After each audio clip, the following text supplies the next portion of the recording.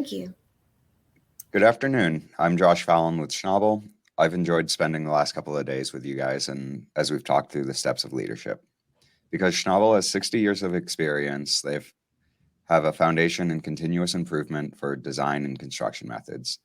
As times change, technology improves, and ways to improve work are ever present. At Schnabel, this drives innovation. Did you know that Schnabel holds 20 US patents related to geostructural construction? And we have more under development. Where does energy and creativity come from? How do you maintain momentum and take it to the next level? Just ask Sharon Lipinski. Close, yeah. Lipinski. Okay. You got it. Yeah. Owner of Habit Mastery Consulting. She will tell you that you harness the power of habit. Sharon says the only thing standing between you and the employees that you want are the good habits you wish and they had and the bad habits you wish they didn't. In this session, Sharon will discuss how to ensure that leaders incorporate positive feedback as part of their leadership style, provide them with tools and strategy to effectively provide positive feedback, and support them after training as they hone their positive feedback skills. I'll turn it over to you now, Sharon. Well, thank you so much. I appreciate the introduction. I'm glad to be here with you this morning. So we recently, this afternoon, sorry. We recently completed a training initiative with a large utility company, and we were helping them follow through on some insight they gained from a safety culture survey. And our goal was to increase how much positive feedback their leaders were giving their team members. They wanted to increase how often people were being rewarded and recognized for performing work safely. And the behaviors that we were targeting were really modest. I'm going to share with you what those were in just a second. But we were really surprised by the outsized impact that had on safety and on the team dynamic. So Candy, if you'd switch slides for me.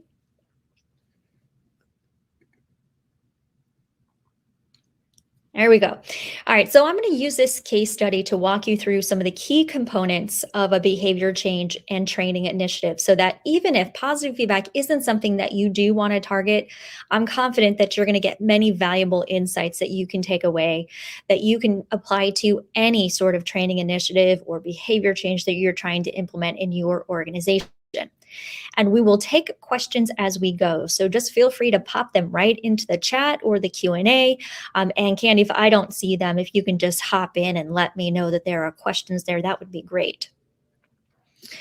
If you pop to the next slide and then after just a second, go switch right to the next one. So for just a little context about us, our clients tend to call on us when one of these things is happening.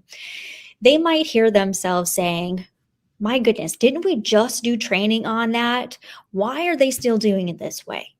Or you get an email about a stupid mistake and you're like, why is this happening? Why do we keep making these stupid mistakes?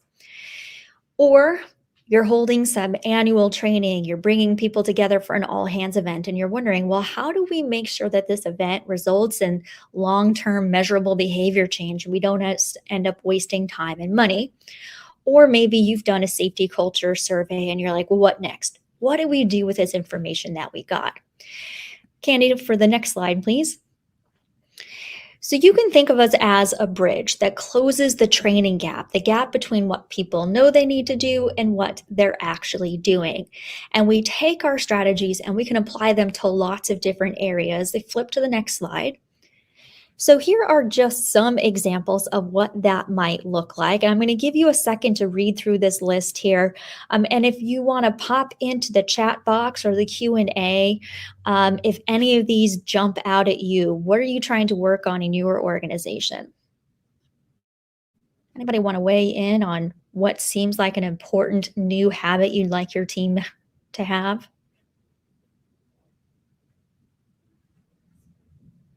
And does a chat box work? Somebody want to put something in the chat so I know that it works? Okay, thank you, Nick. Assigning tasks, great.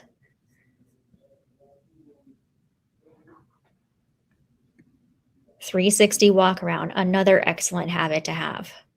All right, so Candy, go ahead and switch to the next slide for me.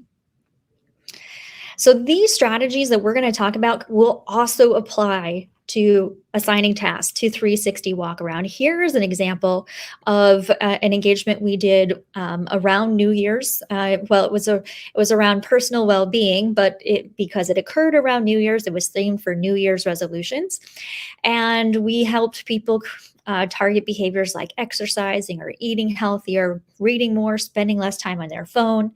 And by the end of our process, they increased their targeted behavior by 153%. So again, I'm going to show you this process or a piece of this process here in a few minutes. Flip to the next slide for me. And then here's an example. So Nick, this would be a great example for 360 walk around. We designed a gamified training experience where people got to practice the safe driving practices they already knew about. And again, at the end of those 60 days, they increased that targeted behavior by 157%. Next slide. And then go ahead and just skip one more for me too. So that's a little bit about us. Our client in this engagement is an international utility company with more than 10,000 employees around the world, but we were working with a particular region in the Northeast. We ended up training 294 of their leaders. And this was for a range of leaders, anywhere from foremen, site supervisors, project managers, directors. It was a huge range of employees there. And this particular part of the organization is not just providing the infrastructure to provide electric and natural gas, but they're also constructing that infrastructure. So complex work environment, contractors, union relationships, there's a lot going on there. So on the next slide, so they had done a very extensive safety culture survey. And as we dove into this information together, we decided we were going to target these 4 questions. And these 4 questions all relate to how often leaders are giving positive feedback, how often they're recognizing safe behaviors when they happen. And I'm curious, as you look at these behaviors, is this something that you're interested in targeting on your field too? Does it feel important for you to increase the amount of recognition that's happening?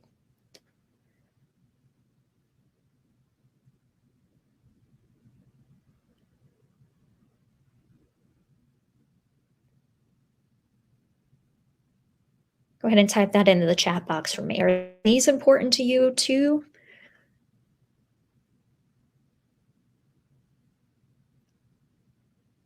So while I'm waiting for those responses, so what I'll say about this is the reason we chose these questions particularly, we chose them because one, we knew it was an area that we could have some success with. And also because we were targeting such a wide range of job titles, we wanted it to be something that was accessible to everyone, that regardless of what job you were doing and regardless of how much you were giving positive feedback already, you could do more. So if you weren't doing it at all, you could start. And if you were already doing it really well, you could still take it up a notch. And the third reason we chose these is because it was a really easy way for the employer to let their employees know, hey, we heard you, we're listening to you, here's what we're doing about it. So that's why we chose these questions. And Candy, you can flip to the next slide for me.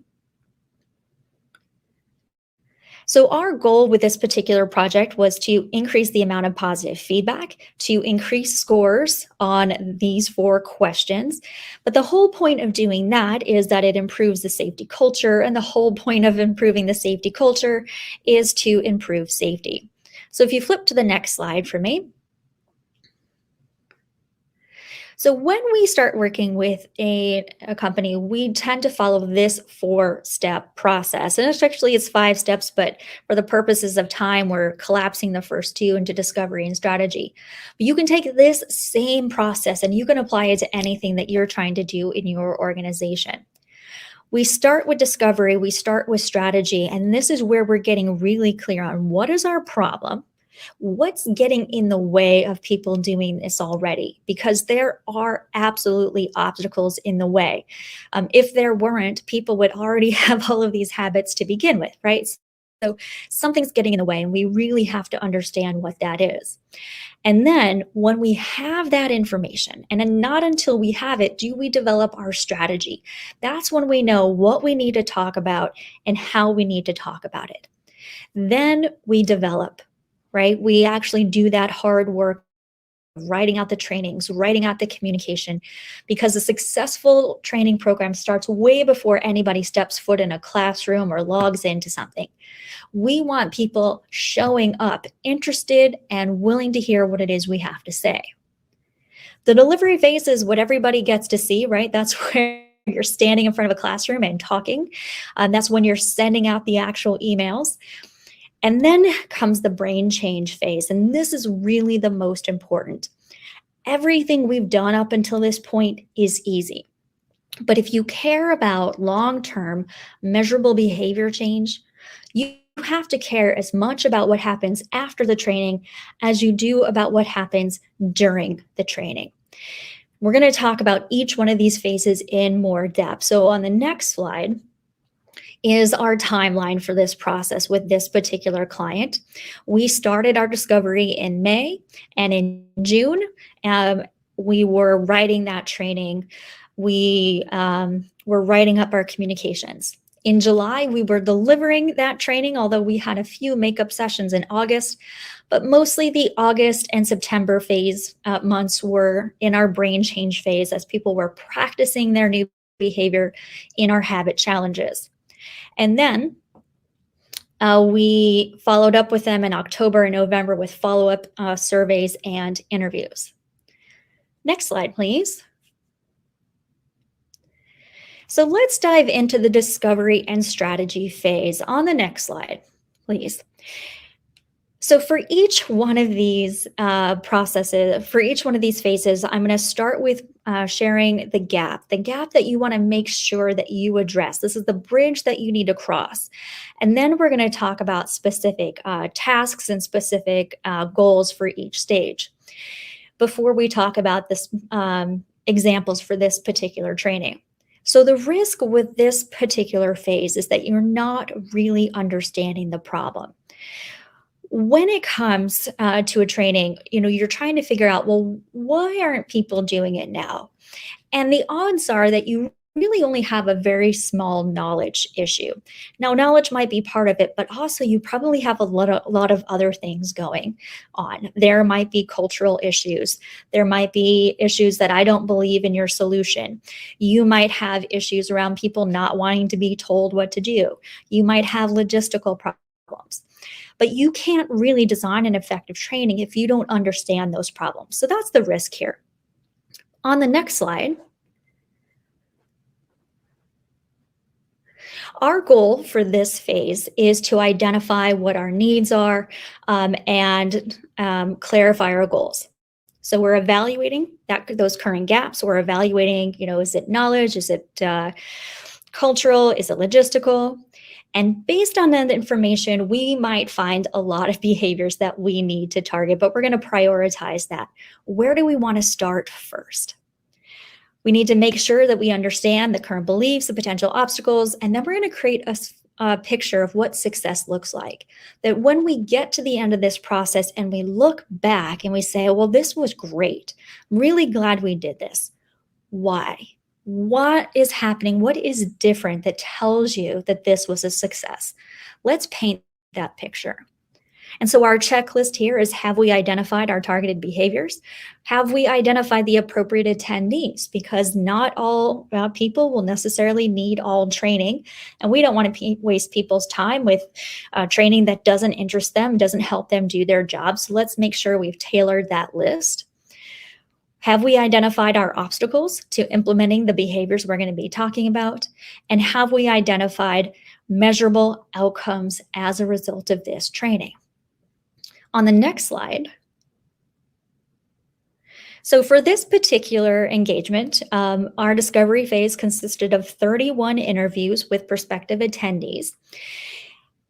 Now, these interviews lasted somewhere between 30 and 45 minutes, and we told attendees when we started that, that these interviews were confidential, that we wouldn't be sharing anything specific or identifying, but that we'd be taking this information and get a sense of trends and patterns that were coming up. Now, I can say that people weren't necessarily looking forward to these interviews, but by the end of them, most people would tell you that they really enjoyed it. And I think that the reason for that is it's very rare these days that we get the opportunity to just be listened to, for people to be genuinely curious about our own thoughts and feelings about things. So, for 30 to 45 minutes, we're just talking with them and really understanding what's going on for them. We took this information, we put it together in a report, let them know what obstacles we came up with, what behaviors we identified, and then together in that strategy session, we decided how we were going to tackle it. So I want to share with you what some of those obstacles were that came up. So on the next slide,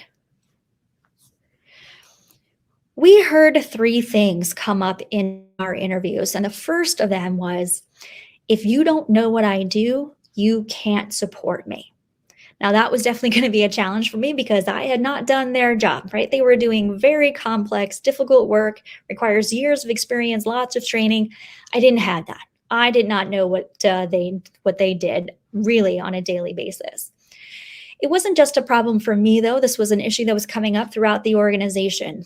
As younger people were graduating from college and moving into these leadership positions, the more experienced employees had a little bit resentment about that, about like, how can you tell me what to do when you don't know what I do? You haven't done my job. The second thing we heard was that, I'm not really a leader. I mean, I'm just doing my job here. So we knew that that was something that we wanted to tackle. And the third obstacle we heard is just how busy people were, that they felt they had no time. And in one of the interviews, one person described it to me as back when he was in high school and he would run track, and the night before a track meet, he would carb load and he would take his plate and he would just pile it with spaghetti and a slice of pizza on top. And he said, that's how full my plate is. I have no time. So on the next slide, and I'd love to hear from you. You can type into the chat box. Are these obstacles, objections that you've heard come up for you as well? So for this first one, we knew that our training had to be very tailored, very specific, that we were speaking in language that they would identify with, that we were giving examples that they could relate to. When it came to this idea that I'm not a leader, that a leader is somebody who has a particular job title or you have a degree and I'm just doing my job, we really wanted to help them embrace their role as a leader. And so we gave them a very simple definition of leadership. And it's this: a leader is somebody who influences people. And that's it. And it is really that simple. A leader is somebody who influences other people. So you are a leader. And then we guided them in a process of, I keep getting a message on my screen. So I need, hopefully, Candy, let me know if you're having any trouble seeing my screen here.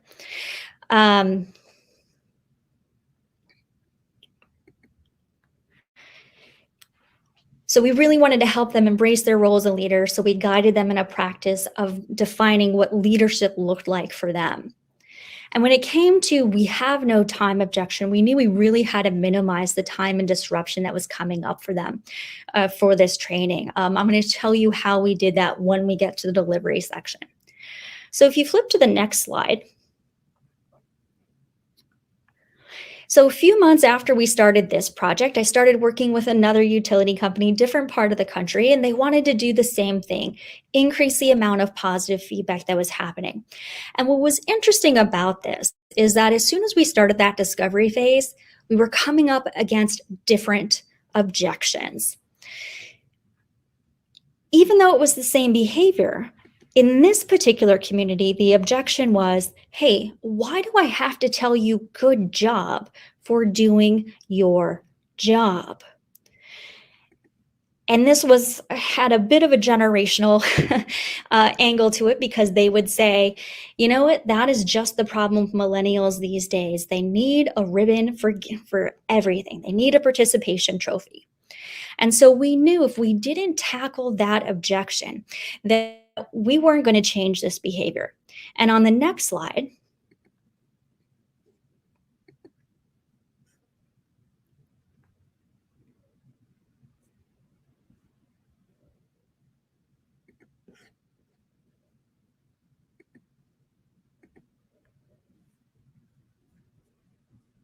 And give me just a second here.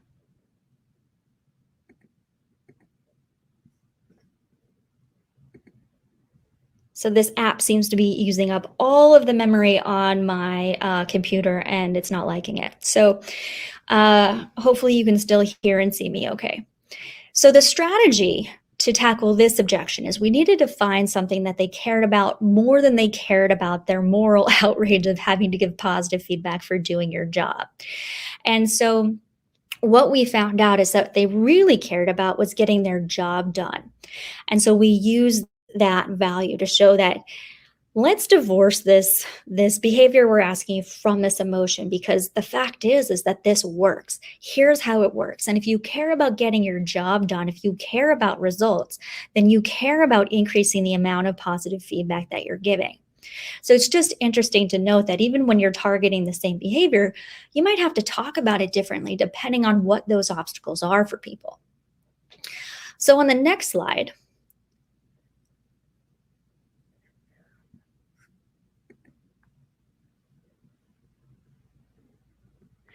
we're going to move into the development phase. So on the next slide, the risk here and that the gap that you want to make sure that you cross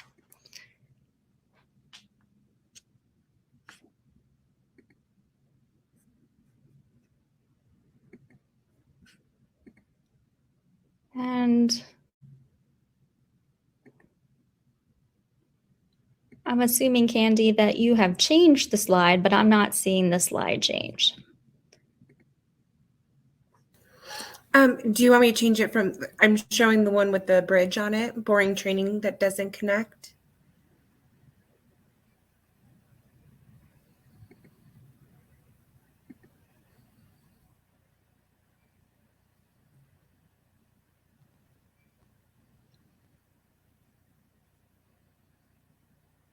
Sharon, can you hear me?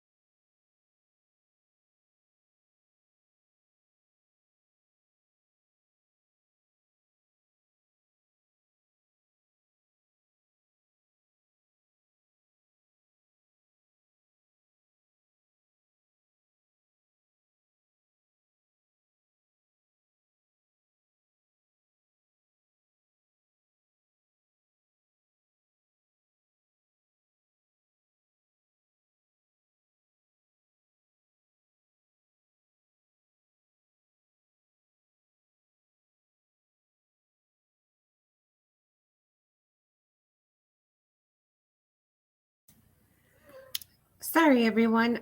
We are trying to get Sharon back. I think she may be having internet issues.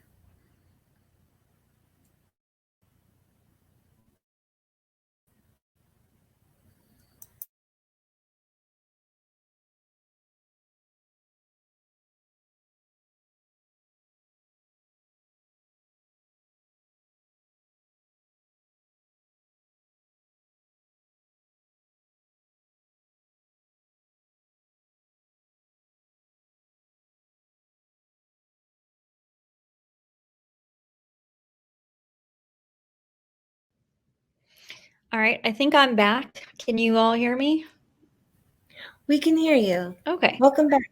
Yeah, I'm not sure. The application just seemed to be hogging more and more memory until it crashed my computer. So we'll see. I can potentially re-record this for you later, but we can talk about that. So anyways, we were talking about the development phase, and the risk here is that you design boring training that doesn't connect with people. And so the gap you have to bridge is design training that people enjoy, that speaks to them, that they can figure out how to apply to their own day. So on the next slide,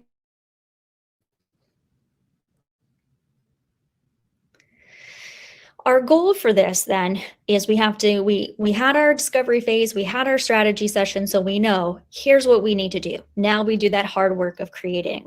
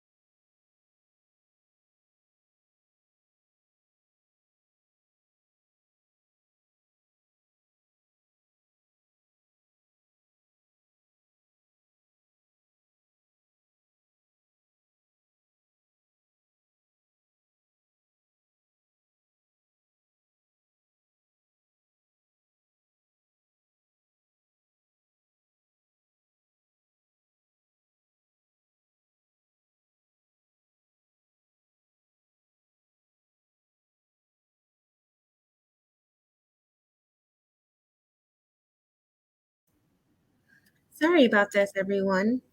Seems like technology has really given us some struggles today. So hopefully we'll get Sharon back in here.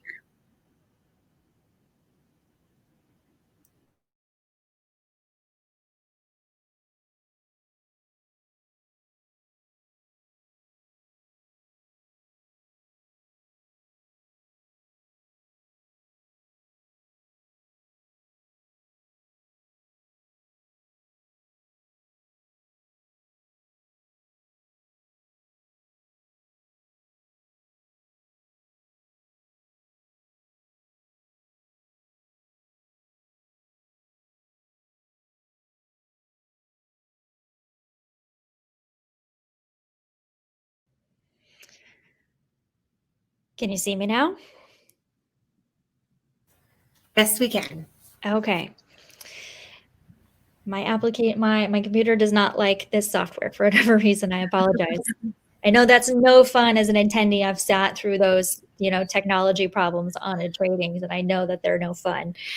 So I'll probably try to end up recording this for you in one nice full take that you can come back and watch. We'll just continue the best we can for now. Though, Candy, you haven't changed slides yet. Can you switch to the next slide for me?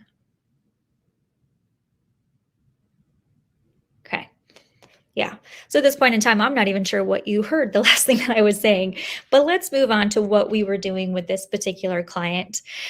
So during the development session, during the development phase, we ended up holding weekly strategy sessions.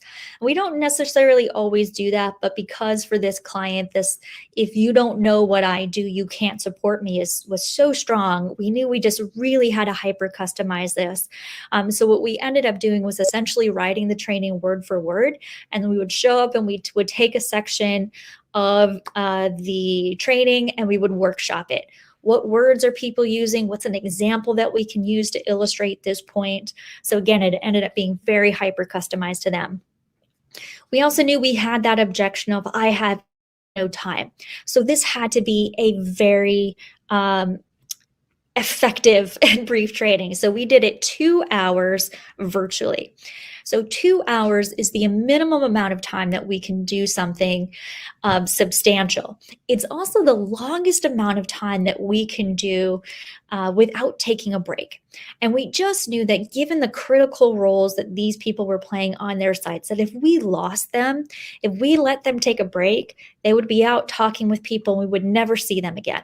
So this was done virtually so that they could join from wherever made sense for them, if that was in a trailer, if that was in their truck, if it was from home. And again, we kept them engaged from beginning to end. We used the Microsoft Teams breakout room to do group activities. And we didn't talk for more than maybe 15 minutes before involving them in something else. Flip to the next slide for me, Candy. Then we get to our delivery phase. Flip to the next slide. And the gap here that you want to make sure you cross is that you really get buy-in. And that's the risk during this phase. And insufficient buy-in comes from 2 different places. It comes with how the training is introduced to employees, how much leadership support is around that. And the second place where you can fail to get buy-in is during the training itself. And the best buy-in that you can get is when people connect the dots for themselves. Here's what we're trying to do, and here is why it's important to me. Here's how it accomplishes something that I want to accomplish, or here's how it protects something that I want to protect. And when they connect those dots for themselves, instead of just me as the instructor standing up there and saying, hey, this is important, guys, when they make those connections, that is the best buy-in that you can possibly get.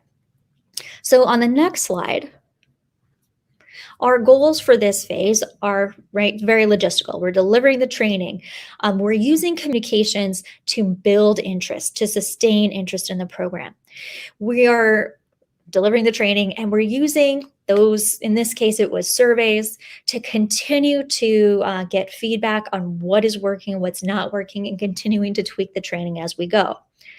So the checklist for this phase, again, very logistical. We're delivering, displaying our communications, we're documenting our attendance, we're reviewing this real-time feedback. So on the next slide. So for this particular engagement, one of the ways we communicated this is they were holding their safety meetings virtually, little groups. And there were several of them that happened. And I would come to this meeting and I would get maybe 5 or 10 minutes on the agenda. And I would open with this, what I call like a little bit. And I would pretend, I'd start talking and I would pretend to get a text message. And then I would pretend to check my text messages. And you could see that all of a sudden I caught people's attention because they're like, is she really just checking her text messages right now? So we get people's attention, and then we let them know, like, hey, we're going to talk about why we do this. This is something new that's coming for them. Got their attention. You've never been through a training like this before. We also had, more of the traditional announcement emails. Here's this training coming up. Here's how you can go and register. And we had a landing page for them where they could go read more about it, read about any pre-work that was coming up and things like that. So we had 294 attendees attend across 11 different sessions, and they just used the functionality on that landing page to choose the session that worked for them. We held 2 weeks of training, 1 session each day, Monday through Thursday. And then we held 3 makeup sessions, but we did not tell people that there were going to be makeup sessions because we didn't want people to wait just for a makeup session. So for those who did not attend, then we went back to and say, hey, good news, you have another chance to sign up. On the next slide, now I'm going to breeze through these slides pretty quickly here. So these are just some of the survey results that we got from the training. 99% of the people who attended said it was valuable in teaching them how to build habits. On the next slide, one of the things that we do differently than a lot of trainings is we really break this down into here we're talking about this behavior. And, the more conceptual a behavior is, the more important this piece becomes. How do you take this idea and how do you apply it to your day and your personality? So each person leaves that training with a plan of action. Here's how I'm going to do it. Here's where I'm going to do it. Here's what I'm going to say. And here's how I'm going to reward myself. So people really appreciated how practical this training was for them. On the next slide, 99% agreed it was valuable in teaching them how to recognize and appreciate their coworkers. We gave them so many different examples of how it applied to them and how they could incorporate it. On the next slide,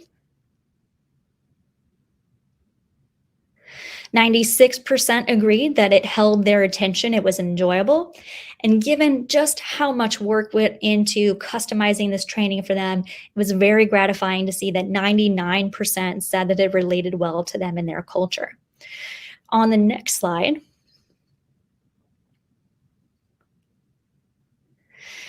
another thing that we did in this training was kind of paint a bigger picture for them, right? We opened by talking about leadership and how you as a leader are impacting things around you, how you're influencing things, and how these habits and these strategies that we're talking about apply to your personal life as well. And people really appreciated that it wasn't just about safety, but it was really treating people as the whole individual. On the next slide, let's get into the brain change phase, and then flip to the next slide for me. This is my favorite phase. And if you want to type into the chat box for me, and not you, Nick, because I think you probably know the answer to this, but anybody else can chime into the chat box.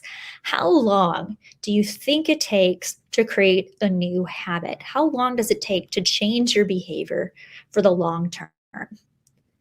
All right, so Scott's weighing in with 30 days. Candy says 30 days. So we have 2 votes for 30 days. Now, in all fairness, this was a trick question because the real answer is it depends. And we don't actually really know. We don't have a lot of science on it. If you can flip to the next slide for me, Candy.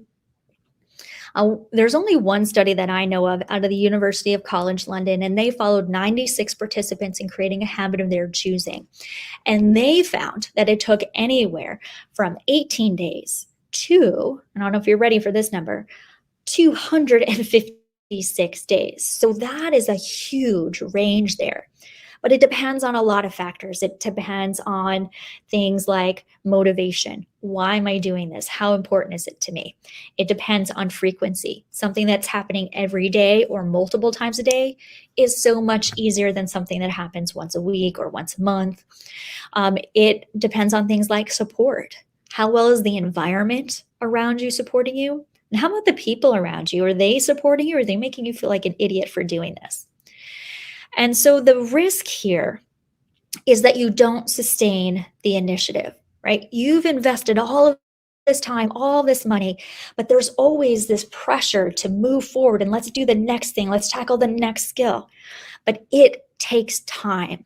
You need to be there for your employees for at least 60 days after training, helping them practice these new behaviors that you've talked about. So on the next slide, so your goals here in this phase is really, let's just stay the course. We're focusing on repetition because repetition is the mother of habit. You are revisiting key lessons that you talked about in the training. The Ebbinghaus forgetting curve suggests that people will forget somewhere between 60 and 90% of everything you talked about in a training. 60 to 90%, right? This is huge. And there isn't 60 to 90% of that training that they can forget. I hope not. So it's on us. It's on us to repeat those lessons to them, offer it up in a slightly different way, using a different example. And it's through that repetition that we drive that learning deeper into people's brains. We're continuing to look for and address barriers to implementing these behaviors. Even though we've done that discovery phase, we can't anticipate everything. So as we're hearing things come up, we're addressing them, we're helping people overcome those obstacles. And we're continuing to communicate the organization's commitment, the leadership's commitment to this new behavior. Your employees know something's important when they keep hearing about it from you. So our checklist here is our way of doing this repetition is by providing habit challenges. So have we provided the habit challenge? Are we reinforcing these lessons with micro learnings? Are we continuing to monitor employee feedback? And are we continuing to deliver our communications? So on the next slide, for this particular engagement, we delivered our habit challenge via mobile app. And during this habit challenge, it lasts for 60 days. For 60 days, on a time and day of their choosing, they receive a little tiny micro lesson. Think like tweet size, right? So they're getting these tiny little micro lessons each day, and it asks them a question. Did you do your habit today? So they're getting this daily reminder. And we delivered our micro lessons via a weekly email. It just made sense for how this particular workforce was engaging with the company. And then we had a web page for them where they could go and access all of the training materials and all of the recordings. So on the next slide. So let's dive into some of the impact that we had. Go ahead and flip to the next slide for me. So we had two ways that we gauged our impact. We did a survey and then we followed up with interviews. So let's dive into those survey results first. So we asked them, how has providing positive feedback made an impact on you? And so the first response here was a surprise to us. 64% of respondents said it made them feel more positive. Giving positive feedback to other people made them feel more positive. And in this kind of work environment, having employees feel good about being at work seems like a big win to us. But this wasn't what we were going for. What we were going for are these next three items. The team is having better conversations. The team is coming up with more creative ideas to problems, and more information is being shared during job briefs. And with these three impacts, we believe that safety on the site was going to be improved. On the next slide, we also asked them before the challenge started, how often were you providing positive feedback?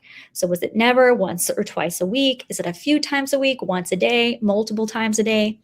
And then we asked them, after the challenge, how often are you providing positive feedback now? And so you can see that we had a substantial decrease in positive feedback that was happening either never or only once or twice a week, while we had a substantial improvement in all those other categories. And if you flip to the next slide, Candy, And Candy, I'm going to ask you just kind of toggle between these two slides so that you can see that we have a very similar pattern here. This question was, how often did you see your peers giving positive feedback before the challenge? And how often are they doing it now? And you'll see again, we had a very similar pattern with never and once or twice a week dropping, and then increases in all the other categories. Thank you, Candy. Go ahead and flip to the next slide for me. So our ultimate goal was to increase that positive feedback on the survey. Unfortunately, they went through a reorganization and we're not going to be able to compare apples to apples. But on the employee feedback question, where it says, where I work, it's safe to say what I think. For one of our respondents, his score on that increased by 10 points over the course of the challenge. Go ahead and flip to the next slide for me. We asked them how confident were they that they were going to stick with it. They were pretty confident. We asked them how difficult it was to create this habit. They said it was pretty easy. On the next slide, so we asked them, what helped you create this new habit? And the first response was those daily reminders on their phone. That reminder that, oh, right, that's something I'm working on. I need to do that sometime today. That was helpful for people. The second question here, the confidence to apply the knowledge. Now, I think they got this because what we actually did was give them the confidence to fail. Spent a lot of time in that training talking about the learning process, and that when you learn to ride a bike, you didn't learn to ride a bike by somebody telling you how to do it. You had to sit on that bike, you had to hold the handlebars, you had to pedal, and you had to learn about balance and momentum from doing it, and you probably fell once or twice. So if you flip to the next slide for me, Candy. So we prepared people, like, you're going to say something and it's not going to land. That's okay. What you've gotten from that is information. We actually heard from one of the attendees. He wrote to me to say, sometimes people thought I was being sarcastic. I learned that feedback had to be very specific in order to be received well. And so the good news here is that, he knew this was part of the process. He didn't give up because he felt like an idiot. He knew this is part of the process. This is how I learned, and he stuck with it and found out how it worked for him. If you flip to the next slide for me.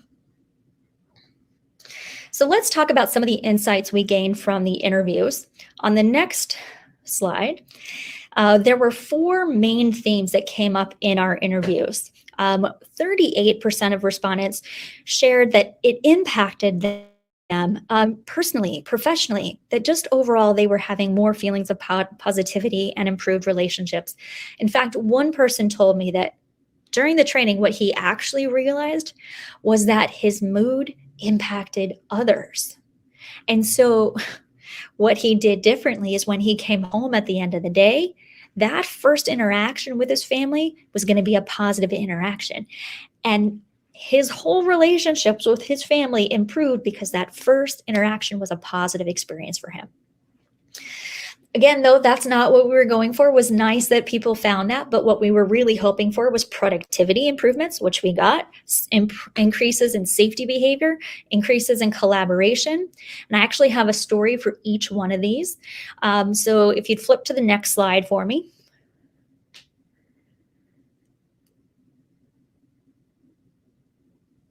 So this is a story of this person is a site supervisor, and he told me that before the training, if he saw something unsafe or if he saw somebody had a bad habit, he would absolutely address it, but it would be very matter of fact, like, hey, don't do this, hey, fix this. But now, after the training, he's thinking about it, right? And so he sees that one of the contractor foremen is not consistently mentioning important emergency information during the job briefing, like here's where the eye wash station is, or here's where the local hospital is. And so he had a conversation, here's how habits are formed. This is why we have to mention it every day. And they had a conversation. Then going forward, whenever that foreman mentioned it in the job briefing, he thanked him for that. Thanks for doing that. I appreciate that. And as a result, that foreman now provides that information in every job brief. If you flip to the next slide for me, I loved what he said. He said, I'm old school. I thought saying thank you was a little fluffy, but I started to see an impact right away. So if you flip to the next slide for me, we have just a few minutes left here. So I'm going to hit these really quick. Do feel free to pop in your question. I'm going to share this one. Actually, you know what? Let's pop forward 2 slides for me. And this will be the last story I share with you today. So in this case, this was interesting to me. This was a site supervisor, and providing positive feedback was already really important to him. He really liked creating a work environment where people felt good about it. But he decided he was going to take it up a notch. And it also happened to coincide with a move, that he was moving to a different site, a bigger site, more employees, but also a lot more people coming and going. So he didn't know these people. And he decided that he was going to learn everybody's name the first time he met them and use their name in a conversation before that person left. And he described to me like the difference, like how people react, like, oh, you remember me, you know my name. And he attributes that to rapidly creating this environment of trust where people knew they could come and talk with him. So he described a scenario where the crew encountered some standing water. And yeah, you know what? They could have figured it out on their own. They could have worked around it, and maybe it would have been fine. But they felt comfortable enough to come up to him and ask him if he could make a quick phone call to get this issue resolved. He made the phone call. He got the issue resolved. And now we have that kind of like positive feedback loop, right? That gave confirmation to his team that we can trust him to get the job done. On the next slide,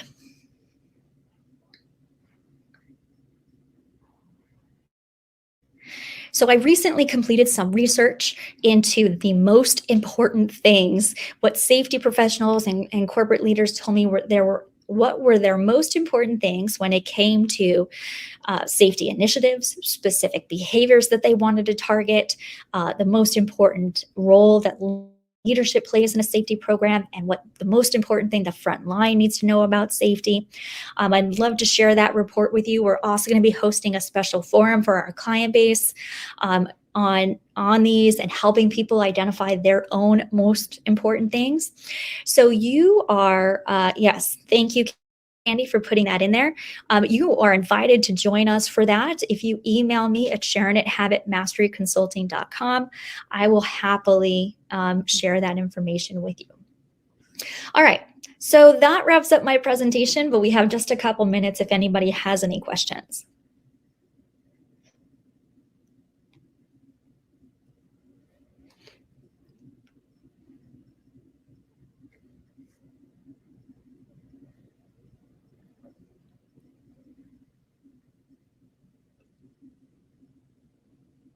You are very welcome, Mark.